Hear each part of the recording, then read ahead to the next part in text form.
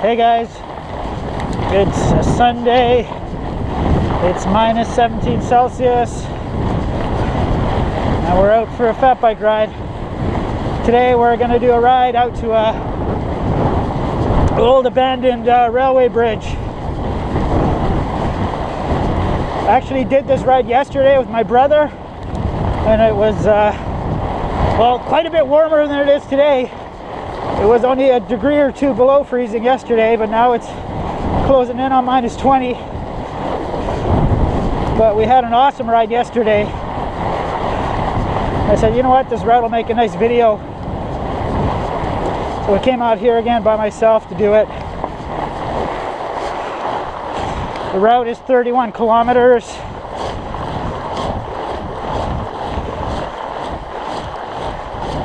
Yesterday it took us an hour 46 minutes, but should take longer today because it's so cold, and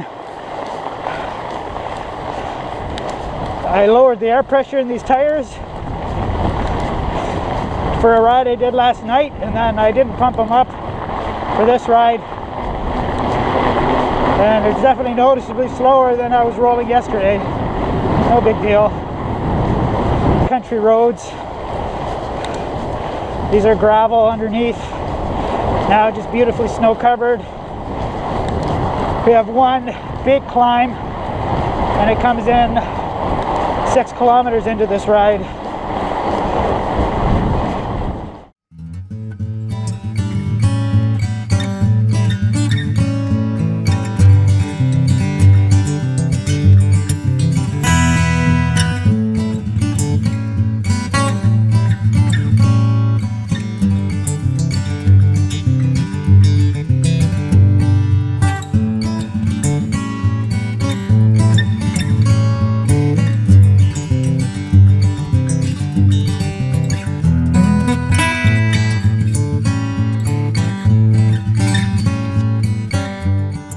So now starts a big climb, the only really big climb on this ride. Outside of this climb, it's all rollers.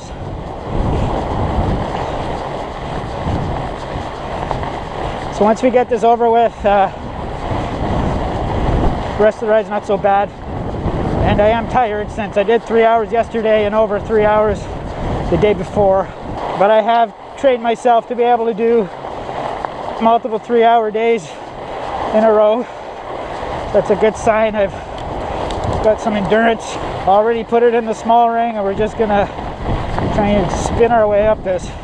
We won't be coming down this. We're taking another way down, a fun route that stair steps its way down. This part basically gains all the elevation in one brutal gravel climb, and the other way down stair steps its way down.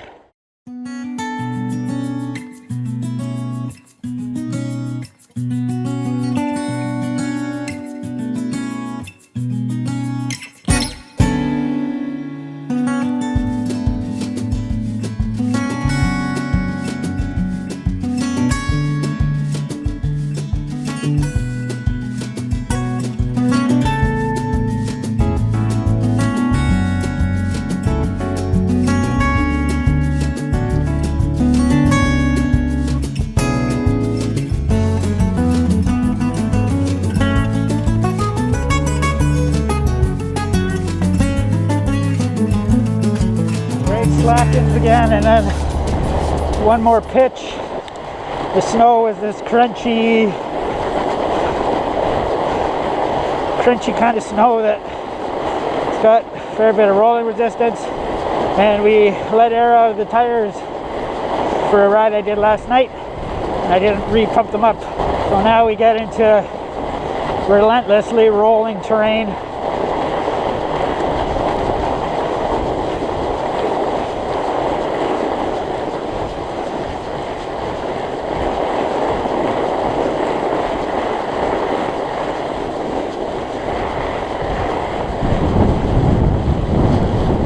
Yeah, what else can we talk about? Well, you might wonder, what does one wear when out riding your bike at minus 16, minus 17? Well, I'll tell you. Start with my feet. On my feet I have a mid-weight thermal sock that I bought from a bargain store. For footwear I have a pair of Solomon brand sport winter boots. So they're not super bulky. They're kind of designed for using in snowshoe bindings and walk-in and stuff. So they're lightweight but still warm. That covers my feet. And then my legs. I have a thin base layer Craft polypropylene long underwear, thin for moisture transfer. And then over top of that I have like a mid-weight polypropylene underwear that I bought from Walmart. Thought I'd give the cheap ones a try, and they've been working out. And then over top of that I have a pair of Pearl Izumi windproof, waterproof nylon pants. So no insulating qualities other than they are there to keep the wind off of us. And then, oh yeah, I have a pair of cycling shorts on. Up top I have a mid-weight polypropylene long underwear top that I bought from Walmart, and it works pretty good. It actually looks well made. I got it for something like 20 bucks. Over top of that I have a Craft. It's like an insulated jacket. It's all Gore windstopper in the front, but it's not nylon. It looks, well, I guess it probably is, but it looks like a softer touch material. And so it's not windstopper in the front of the arms, it's windstopper, and then behind the arms and in the back of the jacket, it's a breathable material to allow excess heat out. I've had it in my collection probably since the 1990s, and it's a slim fit, so like a cycling type fit, but it's only started to fit me again the past couple years since I started riding more. And over top of that I have this jacket. This is a Segoy. I think originally it was waterproof. I doubt it's waterproof anymore. It's been washed so many times, but it's windproof. Lots of reflective striping. It's slightly oversized, so you can fit quite a few layers of stuff underneath it. And it has a really nice, easy to use pit zip. So yesterday I ended up undoing the pit zips, and yeah, it makes a noticeable difference. Really glad to have them. On my hands, these are actually snowmobile gloves.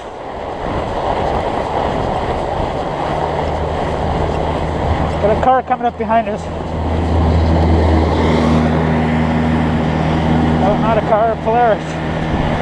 Yeah, on my hands, snowmobile gloves. I've tried some cycling specific gloves that they say are designed for cold weather, and yet to find a pair that works for me, like -15 colder. And they're all really expensive. I think these were like $45. They're really warm. You know, they're designed to hold motorcycle grips, so kind of at the same position as you hold a mountain bike bar. So they're quite comfortable. They work well on bars.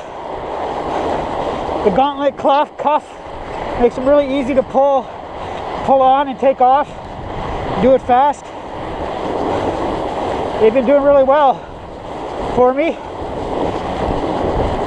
So yeah, if you're looking for gloves for cold weather, fat biking, check out some snowmobile stuff. It works quite well. And then, where are we now? Oh yeah, on my head. So, I have a balaclava on. So it comes down and it covers over the collar of this jacket, so I have lots of stuff covering my neck. The craft jacket I have has a really short collar. The Segoy is like a medium length collar, but it seals fairly tightly. And then this balaclava kind of floats over top of all that, so I don't feel any cold sneaking in at my neck. And then basically around the nose, mouth area, it has a windproof panel. So the rest of it is some sort of thermal synthetic fabric. And then in the front, it has that thermal fabric, but then over top of it, there's a windproof layer. But then at the mouth, there's an area of really tight weave mesh so that you can breathe through that. But there's no concession made for your nose. So it's actually not that thick, the entire thing, but it works quite well even in the cold because of that windproof panel. The only issues I have with it is getting enough oxygen through it when we start working harder. Like on that big climb, I had to pull it off my face for a bit because I couldn't get enough oxygen through it. And then over top of that, on my head, I have a cross-country ski toque. Pelton and Ski brand ski toque. No, I don't have a helmet on today. It's very difficult to wear a helmet with a balaclava. So I don't know if anyone's gonna try to come up with a system of balaclava and helmet that works well together. So sorry, no helmet on today, helmet Nazis.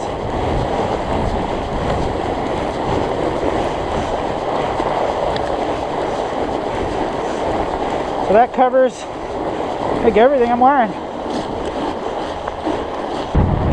So we've been out for 54 minutes. Feeling okay, temperature-wise. It's just when the wind picks up, I notice it immediately blowing away the halo of heat that's emanating from my body. You should survive without dying of hypothermia. So we're almost at the old abandoned railway line. Like I said, I did this ride yesterday, so that section was all fresh snow. No one had ridden through it, and so me and my brother had to break trail. It was all rideable. So we'll have a well-worn-in path for us today, and it should have hardened up too, so it should be nice to ride through. So I'm going to stop and change batteries in the camera because it's already almost dead, and we've only been out, haven't even been out for an hour yet.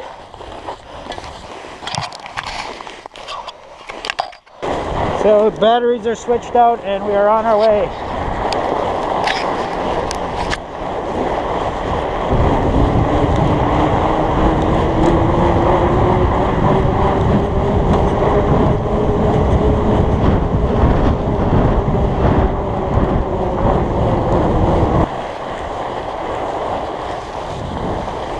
So here it is, the old part of the old Grand Trunk Railway.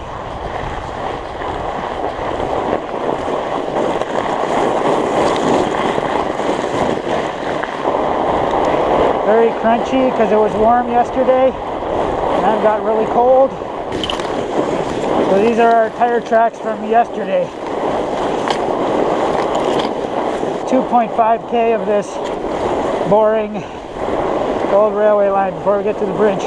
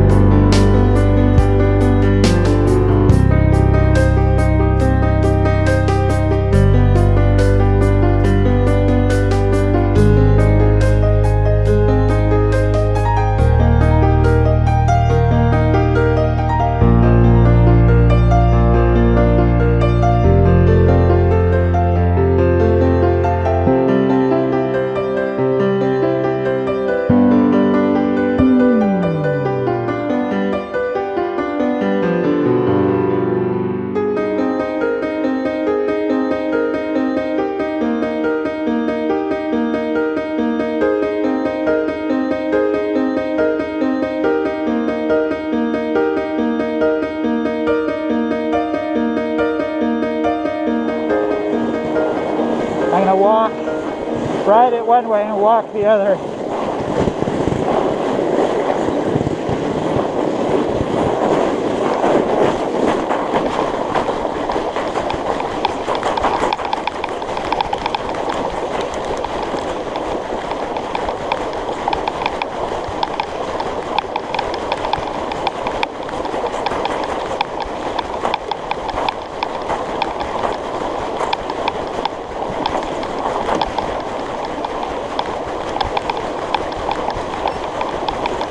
And there's a few spots where the gap is wider than normal, which is not fun.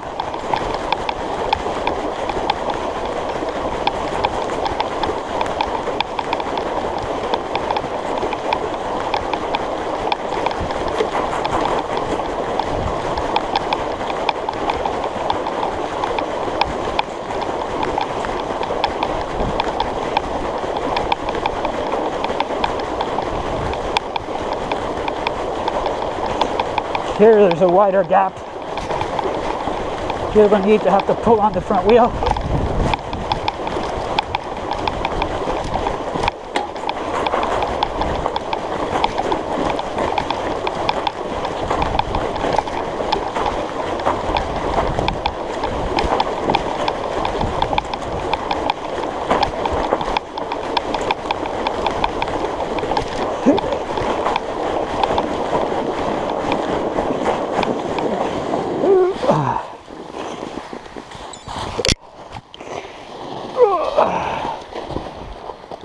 So 100-plus-year-old Grand Trunk Railway Bridge.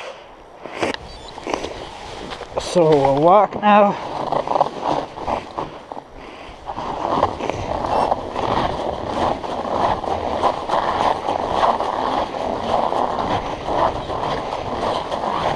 And we'll check out the view once we get halfway or so.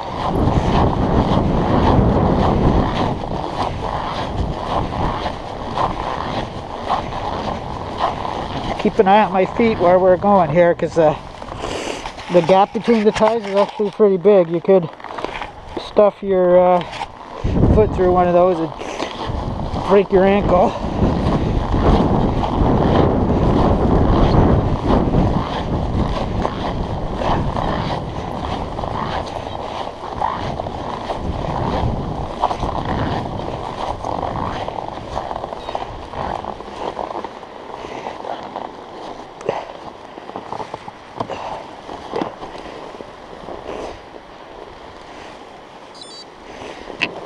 Yeah, so here's the view. These boards are not so secure anymore, so just gonna be extra careful.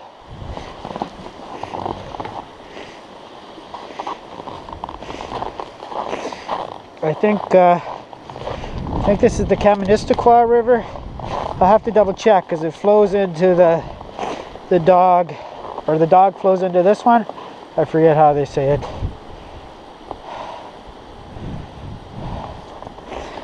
A beautiful spot. A little bit of Canada's history. I'll put I think there's a Wikipedia page for the Grand Trunk Railway, so I'll put that in the info box below the video.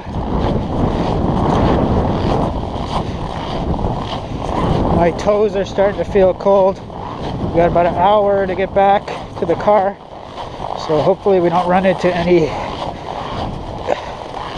frostbite problems.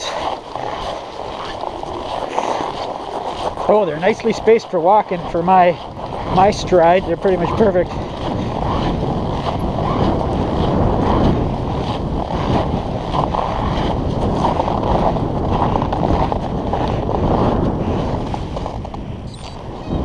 Okay, we're gonna take a leak and then we're gonna head home. Take a drink. It's gonna be right around 2 hours. I don't actually have to drink. Quite hydrated, but we'll do it anyways.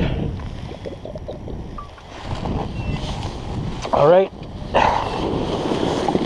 Off we go.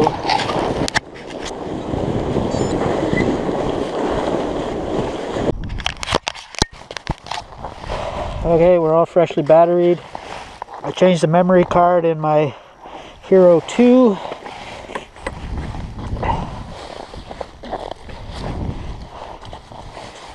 Hopefully have enough battery life to get us back to the car, but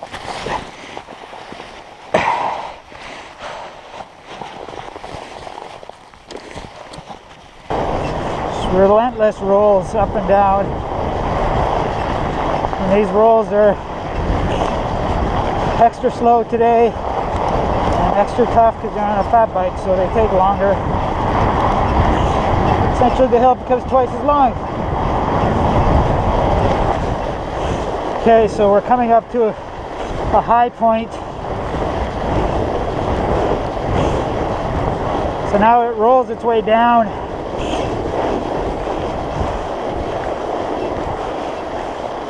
Mostly, there's a few flat sections with some little up rolls.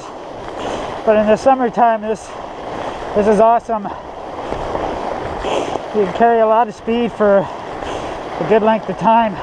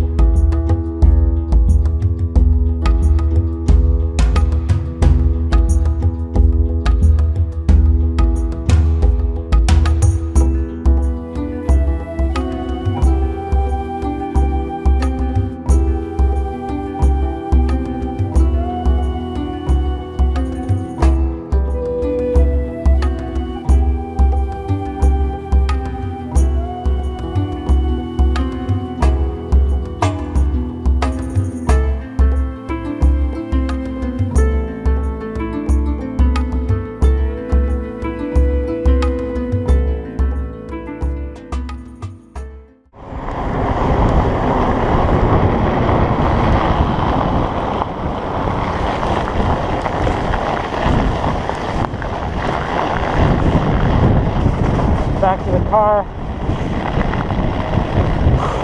So a day later, it's the exact same ride. It took 30 minutes longer than it took yesterday to do this ride. So it's 31 kilometers. Took us 2 hours, 16 minutes. Average speed of 13.7. I think we averaged a little over 17k an hour yesterday. Average heart rate 127, total ascent 391 meters, and our max speed today was 41.6. So I'll leave a link to the Strava page for this ride so you can check it out if you want. Feel free to add me on Strava too if you're so interested. Good thing the ride ended as it did because my toes are just starting to feel not so good. I'm sure I'll get a little bit of that thawing sensation from my toes. Thanks for watching.